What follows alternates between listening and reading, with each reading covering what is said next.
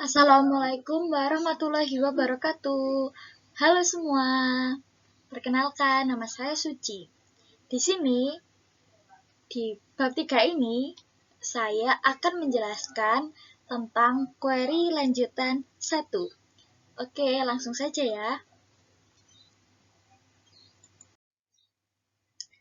Nah, yang pertama-tama, kita harus mengetahui pokok bahasan dan tujuannya terlebih dahulu. Pokok bahasan yang pertama adalah subquery dan penggunaannya. Kemudian kita akan membahas subquery dengan banyak kolom. Yang ketiga, pairwise comparison subquery. Yang keempat, non-pairwise comparison subquery. Yang kelima, penggunaan query dalam klausa from. Yang keenam, ekspresi skalar. Yang ketujuh, korelasi subquery dan penggunaannya. Dan yang terakhir, penggunaan query dengan klausa with. Kemudian, tujuan dari pembelajaran ini apa saja sih? Yang pertama, kita dapat menulis subquery dengan banyak kolom. Yang kedua, dapat menulis subquery dengan klausa from. Yang ketiga, dapat menggambarkan dan menjelaskan karakteristik dari subqueries pada saat didapatkan nilai 0. Yang keempat, dapat menggunakan operator exist dan not exist. Yang kelima, dapat menggunakan klausa with dan lain sebagainya. Oke, langsung saja kita bahas yang pertama. Tabel yang digunakan pada pembahasan kali ini ada 3, yaitu tabel department, tabel employees, serta tabel job history. Yang pertama-tama kita harus mengerti apa itu subquery itu. Subquery adalah statement select yang dilampirkan sebagai klausa dalam SQL statement yang lain. Subquery atau inner query ini dijalankan sekali sebelum main query. Kemudian hasil dari subquery digunakan oleh main query atau outer query. Nah, seperti ini posisi penulisan subquery dalam SQL comment. Nah, seperti ini.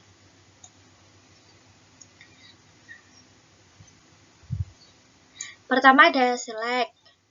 Select terus select list. Itu namanya ya. Kemudian from. From apa? From itu tabel. Tabel yang apa tadi? Semisal from employees. Tabel employees. Where? Where expert operator. Select list from tabel. Oke, lanjut ya. Kedua, penggunaan subquery. Subquery mengembalikan nilai ke main query. Subquery digunakan untuk menyelesaikan persoalan di mana terdapat suatu nilai yang tidak diketahui atau unknown values. Nah, contohnya itu seperti ini. Nih. Query di samping akan menampilkan nama pegawai yang gajinya lebih dari pegawai dengan nomor pegawai 149. Sebelumnya, gaji dari pegawai dengan nomor pegawai 149 itu tidak diketahui. Untuk itu kita tempatkan sebagai subquery agar nilainya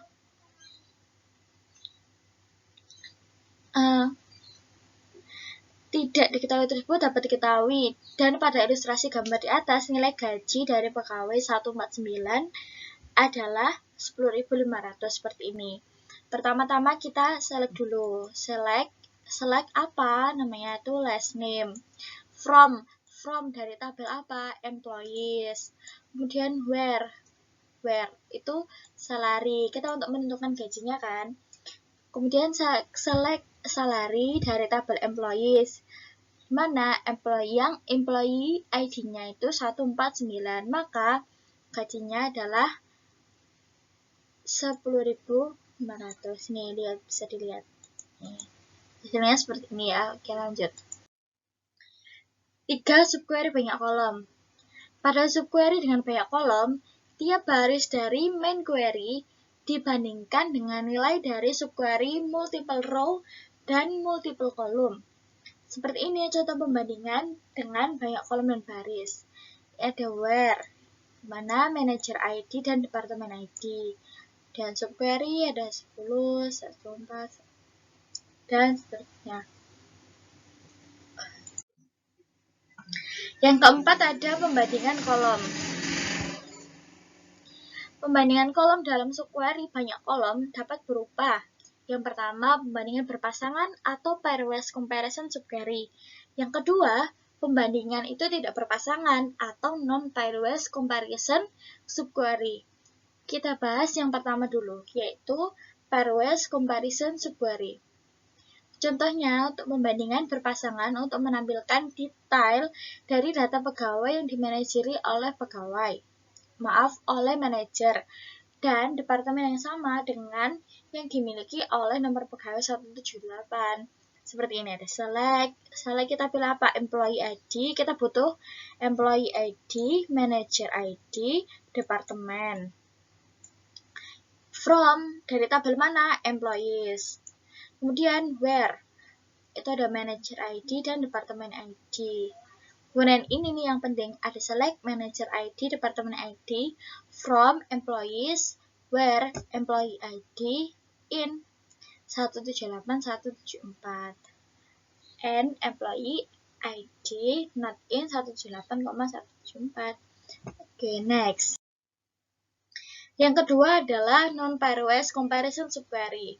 Contohnya untuk pembandingan tidak berpasangan untuk menampilkan detail dari data pegawai yang dimanajeri oleh manajer yang sama dengan pegawai dengan nomor pegawai 174 atau 141 dan bekerja dalam departemen yang sama dengan pegawai yang memiliki nomor pegawai 174 atau 141.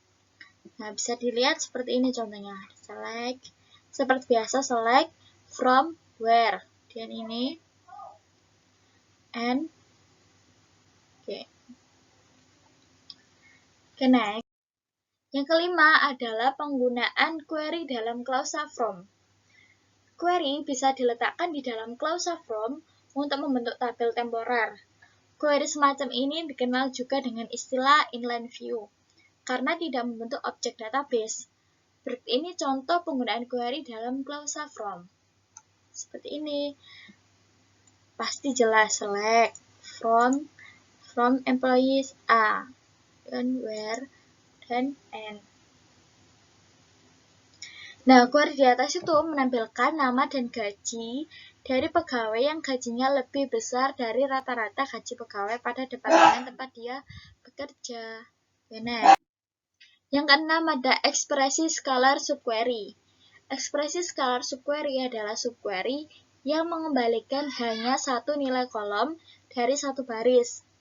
Scalar subquery pada standar SQL 92 hanya terbatas pada yang pertama, yaitu select statement atau klausa from dan where saja. Yang kedua, daftar value dari statement insert.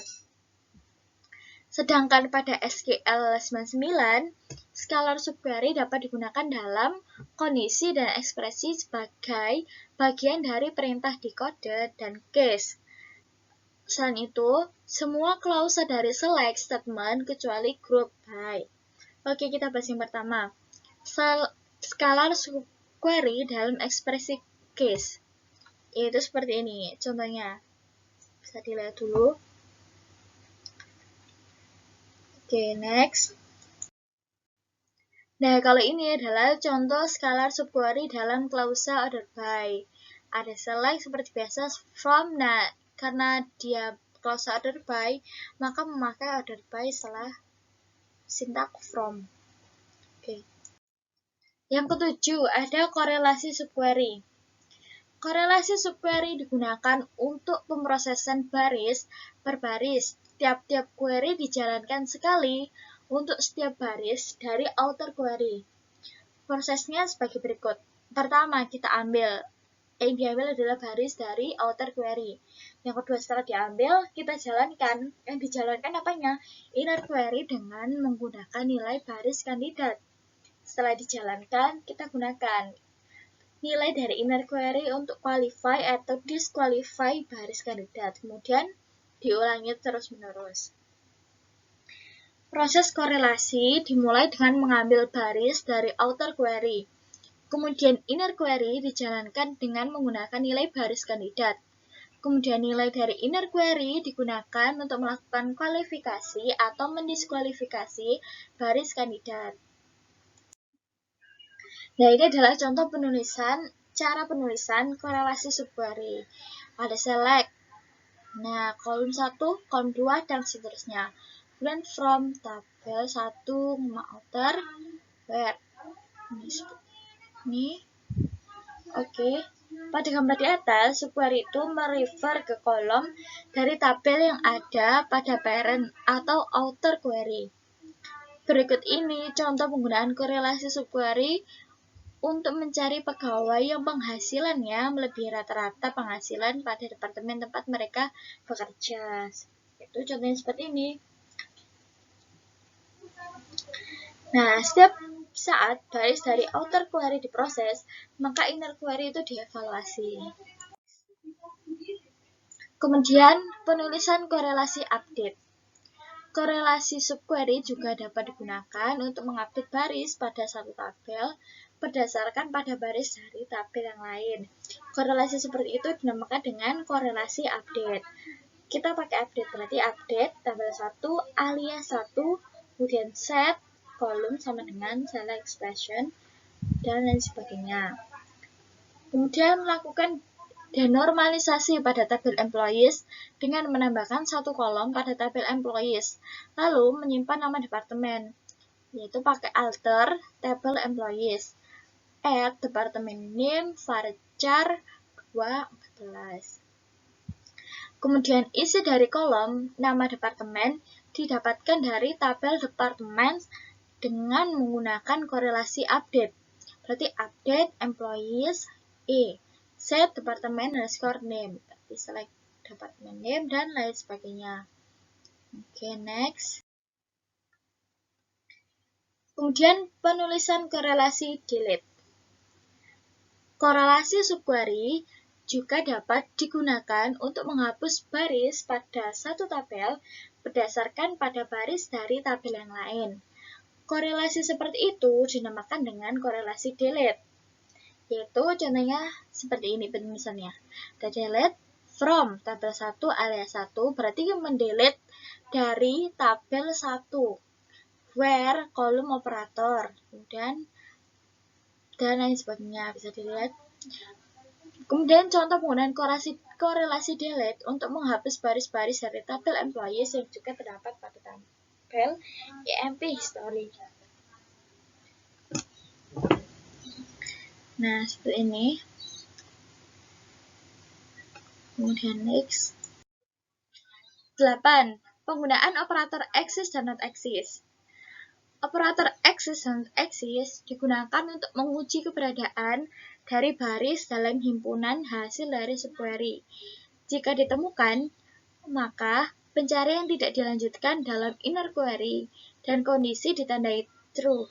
Jika tidak ditemukan, maka kondisi ditandai false dan kondisi pencarian dilanjutkan dalam inner query. Berikut penggunaan operator exist untuk mencari pegawai yang memiliki sedikitnya satu orang bawahan. Di sini muka exist. Ini. Oke, lanjut. Berikut adalah contoh penggunaan operator not exist untuk menampilkan semua departemen yang tidak mempunyai pegawai. Ini ada not exist. Next. Yang 9. Ada penggunaan klausa with.